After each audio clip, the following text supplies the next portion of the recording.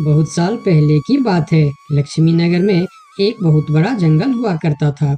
उस जंगल में शेर खान नाम का एक शेर रहता था। वह जंगल का राजा था। उसके शासनकाल में जंगल के सभी जानवर सुखी और शांति से रहते थे। यदि जंगल में कोई भी जानवर गलत काम करता तो शेर खान उसे दंड देते थे। वह कमजोर जानवरों की रक्षा भी करते थे। एक दिन शेर खान अपने गुफा के सामने बैठे थे। तभी उसका दोस्त भालू उसके पास आया। फिर दोनों दोस्त मिलकर जंगल और जंगल के जानवरों के बारे में आलोचना करने लगे। मैं इस जंगल का सबसे शक्तिशाली जानवर हूँ। मेरे सामने जंगल का कोई भी जानवर टिक नहीं सकता। क्या कहते हो भालू भाई? ये तो तुमने बिल्कुल ठीक कहा, लेकिन हाथी के सामने तुम बिल्कुल चूहे जैसे दिखते हो। क्या ठीक कहा ना मैंने शेर खान? भालू की बात सुनकर शेर खान बहुत क्रोधित हो गए। भालू, तुम्हारी हिम्मत कैसे हुई मेरे बारे में इस तरह की बातें करने की? तुम्हें पता है तुम किसके सामने बात कर रहे हो? मैं इस जंगल का राजा हूँ। तुम मेरे दोस्त हो, इसीलिए तुम्हारे साथ मैं थोड़ा मजाक कर रहा था। तुम मेरे बात का बुरा मत मानना शेर खान। शेर खान नहीं, महाराज कहो महाराज। मैं इस जंगल का राजा हूँ, इसीलिए बाकी जानवरों की तरह तुम भी मुझे आज से महाराज कह के ही बुलाओगे। लेकिन शेर खान, हम दोनों दोस्त हैं, फिर भी तुम ऐसे क्यों बातें कर रहे हो? दोस्त है नहीं, दोस्त थे। आज से हमारी दोस्ती खत्म। आज के बाद मैं तुमसे कभी बात नहीं करूँगा। दोस्त कहकर मेरे सामने कभी मत आना। चले जाओ यहाँ से। अपने दोस्त का इस व्यवहार से भालू बहुत दुखी हुआ और वह वहां से चला गया। उसी जंगल में गोलू नाम का एक बंदर भी रहता था। वह दूसरों की चीज चुराकर भाग जाता था। एक दिन गोलू की चोरी करते समय शेर खान के एक सिपाही के द्वारा पकड़ा जाता है और उसे शेर खान के सामने विचार के लिए लाया जाता है। गोलू को देखकर शेर खान कहते हैं, गोलू, तुम्हारी चोरी की किस्से जंगल के दूर दूर तक मशहूर है। तुम जानवरों के घर में ही नहीं, बल्कि मेरे दरबार में भी बहुत चीज चोरी की है। इसीलिए मैं तुम्हें पहाड़ से गिराकर मारने की सजा घोषित करता हूँ। आज से ठीक 2 महीना बाद तुम्हें पहाड़ से गिराकर मार दिया जाएगा। अपनी मौत की सजा सुनकर गोलू बहुत रोने लगा और बोला, महाराज, मैं अब कभी चोरी नहीं करूंगा। मुझे माफ कर दीजिए महाराज। मेरे घर में छोटे छोटे बच्चे हैं। मुझे छोड़ दीजिए महाराज। लेकिन शेर खान ने उसकी फरियाद नहीं सुना। तब एक सैनिक उसे ले जाकर जेल में बंद कर देता है। उधर गोलू का दोस्त भोलू को जब इस बात का पता चलता है, तब वह गोलू से मिलने के लिए कैद खाने में पहुंच जाता है और उससे कहता है, देखा गोलू, तुम पकड़े गए ना। मैं तुम्हें कितनी बार कहा था कि चोरी करना छोड़ दो। अब क्या होगा बताओ, कैसे निकलोगे यहाँ से? ये सब छोड़ो भोलू भाई, जो होना था वो हो गया। मुझे तो बस अपने परिवार की चिंता हो रही है। काश मैं मरने से पहले उनके लिए कुछ कर पाता। मेरे छोटे छोटे बच्चे हैं, बीवी है, अब उन सब का क्या होगा? मेरे बिना वह भी जीवित नहीं रह सकते। गोलू की बातें सुनकर भोलू सोच में पड़ गया। फिर वह शेर खान के पास गया और बोला, महाराज, मैं गोलू का दोस्त भोलू हूँ। मैं आपसे कुछ कहने आया हूँ। तो तुम गोलू का दोस्त भोलू हो? ठीक है, बताओ क्या कहना चाहते हो तुम?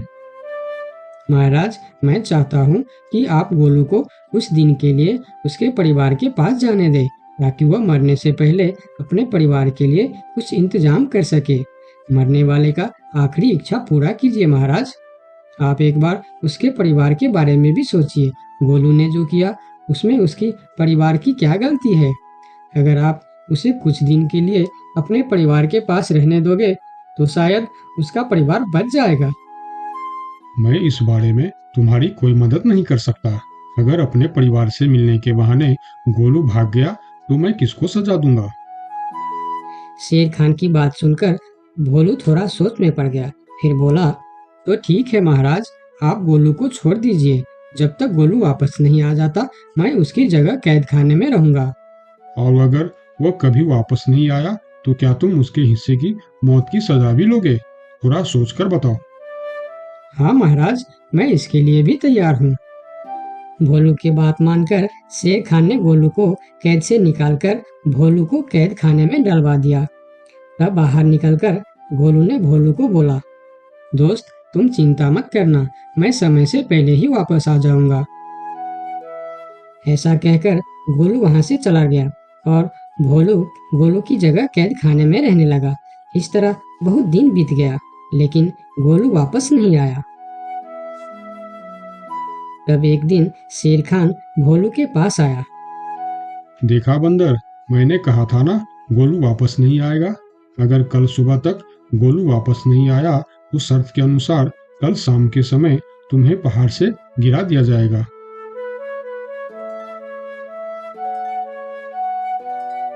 अगले दिन भी जब गोलू वापस नहीं आया, तब शेर खान और उनके सैनिक भोलू को लेकर पहाड़ के किनारे पर गए। फिर भोलू को खाई के किनारे खड़ा करके शेर खान ने कहा, देखा ना मूर्ख बंदर, तुम्हारे दोस्त तुमको धोखा देकर चला गया। अब तुम मरने के लिए तैयार हो जाओ। लेकिन इस बार भी गोलू नहीं डरा और बोला, कोई बात नहीं महाराज, मैं अपने दोस्त के लिए मरने के लिए भी तैयार हूँ। मैं यह जानकर बहुत खुश हूँ कि मेरा दोस्त अपने परिवार के साथ खुश है। मेरे आगे पीछे और कोई नहीं है, मैं तैयार हूँ महाराज। शेर खान और भोलू के बीच बातचीत चल ही रही थी कि तभी थोड़ी दूर पर गोलू उनके और आता हुआ दिखाई दिया। फिर पास आकर उसने बोला, तुम्हें ऐसा करने की कोई जरूरत नहीं है दोस्त। तुमने मेरे लिए जो किया उसके लिए तुम्हारा बहुत बहुत शुक्रिया। अब मैं अपनी सजा पूरी करने के लिए तैयार हूँ। महाराज छोड़ दीजिए मेरे दोस्त को। गोलू, तुम्हें वापस आने की क्या जरूरत थी? मैं यह सजा ले लेता था।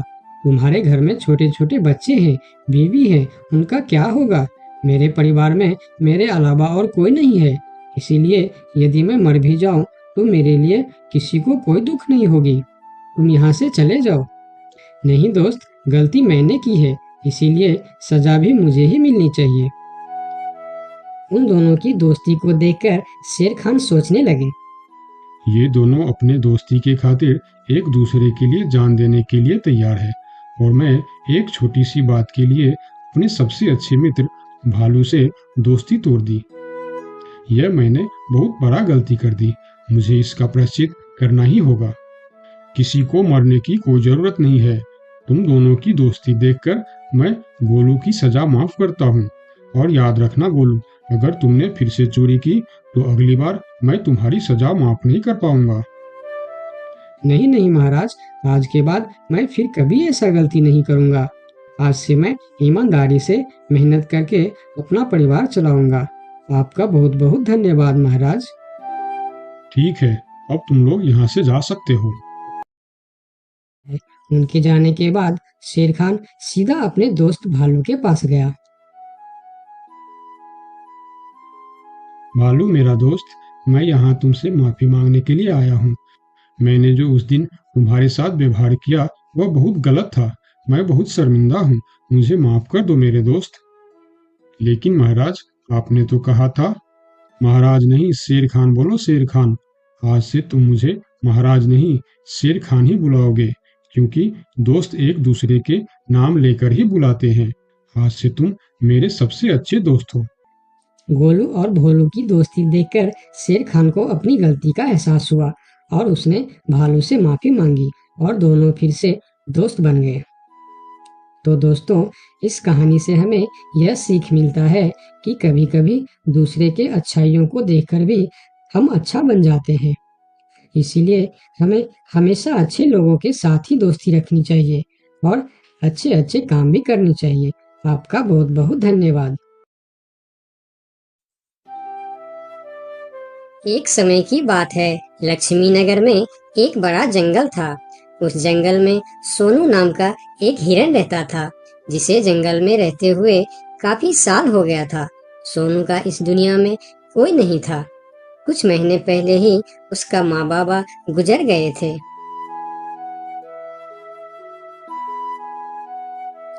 इसीलिए इस जंगल में रहते हुए उसे काफी अकेलापन महसूस होता था।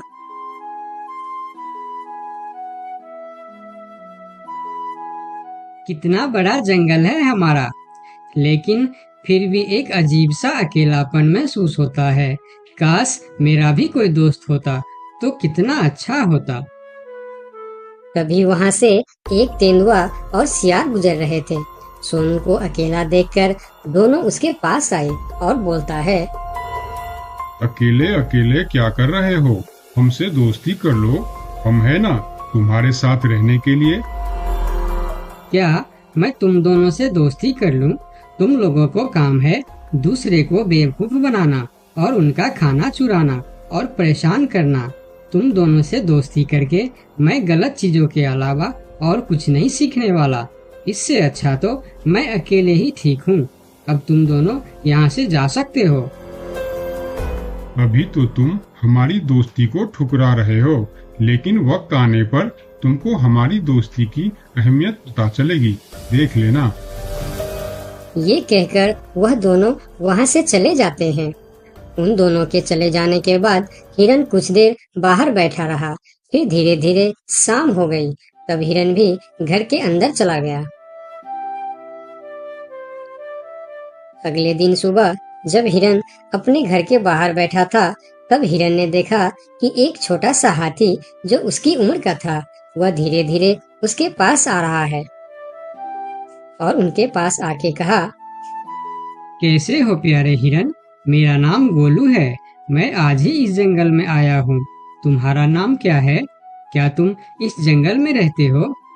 मेरा नाम है सोनू और इसी जंगल में मैं जन्म से ही रह रहा हूँ। तुम कहाँ से आए हो? तुम्हारे साथ और कौन कौन है? मैं पास की जंगल से आज ही आया हूँ। मेरा इस दुनिया में कोई नहीं है। क्या तुम यहाँ अकेले रहते हो? हाँ, मैं अकेला ही रहता हूँ। मेरा भी इस दुनिया में कोई नहीं है दोस्त। सोनू, क्या यहाँ कोई ऐसी जगह है जहाँ मैं अपना घर बनाकर रह सकूं? हाँ दोस्त, इस जंगल में ऐसे बहुत से जगह है जहाँ तुम घर बनाकर रह सकते हो। आओ मेरे साथ। फिर हिरन और हाथी जंगल के और भी अंदर चले गए, जहाँ हरियाली भी थी और जगह भी बहुत सुंदर थी। यहाँ तो मैं अपना पसंद का घर आराम से बना सकता हूँ। हाँ मेरे दोस्त, और इस काम में मैं तुम्हारी मदद करूँगा। नहीं प्यारे दोस्त, मैं अपना घर खुद बना लूँगा। मैं तुम्हारा फायदा नहीं उठाना चाहता। तुम मेरी बहुत मदद की है। ये सुनकर भी हिरन ने उसकी मदद करने का फैसला नहीं बदला और काम पर लग गए। जंगल से अच्छी लकड़ियाँ और पेड़ इकट्ठा करके दोनों ने मिलकर 2 दिन के अंदर ही एक झोपड़ी जैसा घर बना डाले। तुम्हारा बहुत बहुत शुक्रिया दोस्त। अगर तुम नहीं होते तो मैं इतना आसानी से ये घर नहीं बना पाता। शुक्रिया की कोई जरूरत नहीं है। तुम मेरे प्यारे दोस्त हो। ये तो मुझे करना ही था। उस दिन से दोनों की दोस्ती और भी गहरी हो गई। इधर शाम होने वाली थी। हिरन अपने दोस्त से विदा लेकर अपने घर की ओर चलना शुरू किया। हिरन रोज हाथी के घर आता और दोनों सारा दिन साथ ही रहते थे। एक साथ खाते थे और मजे भी करते थे। एक दिन सोनू हिरन हाथी के घर नहीं आया तो उसे हिरन के लिए चिंता होने लगा। वह फिर चलकर हिरन के घर जा पहुंचा। अरे क्या हुआ दोस्त, तुम आज मेरे घर क्यों नहीं आए? तुम्हें ना देखकर मैं बहुत परेशान हो गया, इसीलिए मैं इधर चला आया। दोस्त, मेरा तबीयत खराब है। पूरे शरीर में बहुत दर्द हो रहा है। मैं ठीक से खड़ा भी नहीं हो पा रहा हूँ। हाथी आगे आया और हिरन के शरीर को छू कर देखा कि हिरन को तो बहुत तेज बुखार चढ़ा है। दोस्त, तुम्हें तो बहुत तेज बुखार है, लेकिन ये सब अचानक कैसे हो गया? ये कहकर हाथी ने थोड़ा देर सोचा और बोला, मैं अभी आता हूँ। तुम बिल्कुल चिंता मत करना, तुम ठीक हो जाओगे। इतना कहकर हाथी वहां से चला गया और सोनू हिरन उसका इंतजार करने लगा। लेकिन कई घंटे गुजर जाने के बाद भी हाथी नहीं लौटा। हिरन निराश होकर बैठा रहा। थोड़ी देर बाद वही तेंदुआ और सियार उसके पास आ गए और कहने लगे, सोनू हिरन, तुम्हारी तबीयत का पता चला तो हमें बहुत दुख हुआ। ये देखो, हम तुम्हारे लिए खाना भी लेकर आए हैं। उन्होंने कुछ फल हिरन के सामने रख दिए और फिर उसको खाने के लिए कहते हैं। तुम लोगों का बहुत बहुत शुक्रिया, मुझे बहुत भूख लगी थी। अरे हिरन भाई, इस समय तुम्हारा तबीयत खराब है और वह तुम्हारा दोस्त कहाँ है जो हमेशा तुमसे चिपका रहता है? पता नहीं कहाँ गया है। सुबह एक बार आया था, उसके बाद अभी तक लौटा नहीं। हाँ, उसने सोचा होगा कि तुम्हारी बीमारी में सेवा करनी पड़ेगी, इससे अच्छा तो हम भाग ही जाते हैं, इसलिए वह गायब हो गया। अच्छा दोस्त ही निभाया उसने। नहीं नहीं, ऐसा नहीं हो सकता, वह मेरा बहुत अच्छा दोस्त है। ऐसा ही हुआ है। हमने कहा था ना कि वक्त आने पर हमारी दोस्ती की अहमियत समझेगी। यही वह समय है। उनकी बात सुनकर सोनू हिरन को बहुत दुख हुआ। फिर वह वहां से चला गया। धीरे धीरे शाम हो गई, लेकिन हाथी का कोई अता पता नहीं था। हिरन के तबीयत में भी कोई सुधार नहीं हुआ। अगले सुबह फिर से वह दोनों हिरन के घर पर आए।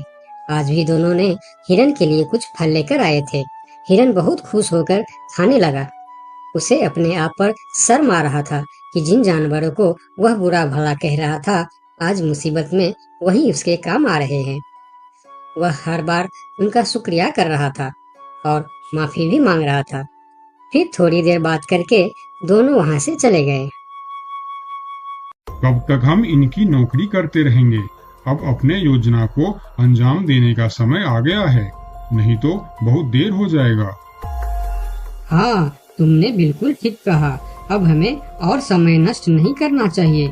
आज ही हमें कुछ निर्णय लेना ही पड़ेगा। चलो चलते हैं शेर सिंह के पास। शाम के समय जब हिरन अकेला था, तब हाथी वहां पर पहुंचता। उसको देखते ही सोनू हिरन को बहुत गुस्सा आ गया। क्या देखने आए हो यहाँ? यही कि मैं जिंदा हूँ या मर गया? ऐसा क्यों बोल रहे हो दोस्त? मेरा पूरा बात तो सुनो। मुझे दोस्त कहकर मत बुलाओ। दोस्त वो होता है जो अच्छे और बुरे वक्त में साथ निभाए। तुम तो मेरे तबीयत खराब होते ही मुझे छोड़कर भाग गए थे। मुझे खाना भी वह लोग लाकर दे रहे थे जिससे मैं बात तक करना पसंद नहीं करता था। तुम्हें अभी तक कुछ भी पता नहीं है, इसीलिए गुस्सा कर रहे हो। मैं तुम्हारे साथ छोड़कर नहीं भागा था। मुझे पता चल चुका था कि तुम्हें डेंगू बुखार हो गया है और तुम्हारे पास सिर्फ 3 दिन थे। मैंने घर में इसके दवाई रखे थे, लेकिन जब मैं घर पहुंचा तो वहाँ दवा न जाने कहाँ गायब हो गया। मेरे पास समय कम था। तुमको बताने वापस आता तो और देर हो जाती, इसीलिए मैं पुराने जंगल गया था। वहाँ से तुम्हारे लिए 2 दिन का सफर करके यह जड़ी बूटी लाया हूँ। इसे खा लो दोस्त, वरना सुबह तक तुम्हारा बुखार नहीं उतरा तो मैं मेरे सबसे अच्छा दोस्त खो दूंगा। ये सुनकर सोनू हिरन के आंखों में आंसू निकल आए। उसने तुरंत वह जड़ी बूटी खा ली। मुझे माफ कर दो दोस्त, न जाने मैं कैसी तुम्हारी दोस्ती पर शक कर बैठा। यकीन मानो, तुमको वापस देखकर मुझे बहुत अच्छा लग रहा है। फिर दोनों ने बातें करने लगे।